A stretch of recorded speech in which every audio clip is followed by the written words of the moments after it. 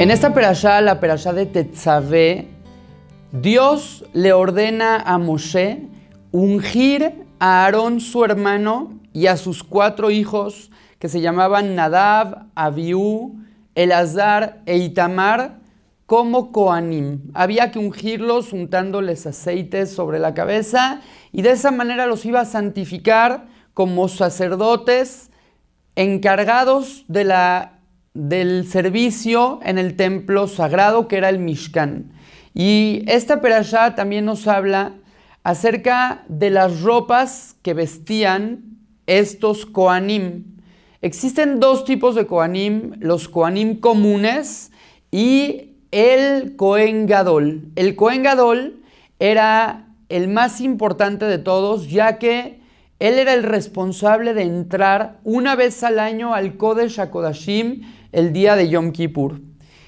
Dice la Torá que debían de tener ropas muy especiales, lekabod ultifaret, ropas que les den honor y belleza. Y estas ropas eran las siguientes, estaban hechas de materiales muy especiales y los Kohanim comunes y corrientes tenían simplemente 4 ropas, que eran una, el ketonet. El ketonet era una especie de túnica. Después venía el abnet, que era un cinturón que medía 32 codos y se le daba vueltas, se enrollaba alrededor de la cintura de los Kohanim. Luego venían los Michnasayim, que era una especie de pantalones cortos, pantaloncillos cortos que usaban los Kohanim. Y al final el mikvat. El mikvat era una especie de turbante, un sombrero en forma de pico.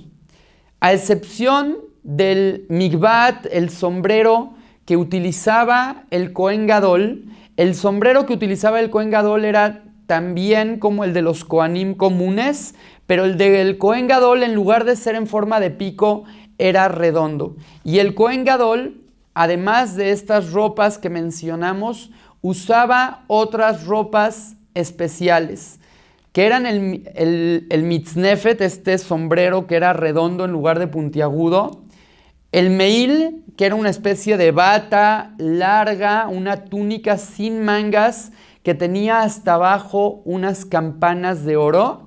Usaba el efod, que eran una especie de hombreras en las cuales habían unas piedras preciosas con los nombres de las 12 tribus del pueblo de Israel y el Hoshen. El Hoshen era una especie de pectoral de oro macizo que tenía adentro el nombre sagrado de Dios escrito sobre un pergamino y por fuera era una placa de oro macizo con 12 piedras preciosas en las que cada una de ellas decía uno de los nombres de las tribus de Israel. Abraham, Yitzhak, Jacob, estaba escrito entre todas estas, Shivte Yeshurun, y el pueblo de Israel. Era lo que estaba escrito sobre las piedras del Hoshen del Kohen Gadol, y además de todo esto, él usaba un tzitz. El tzitz era una placa de oro que se amarraba con una tela, una especie de cinto en la que decía Kodesh la Hashem, estaba grabado ahí, sagrado en honor a Dios.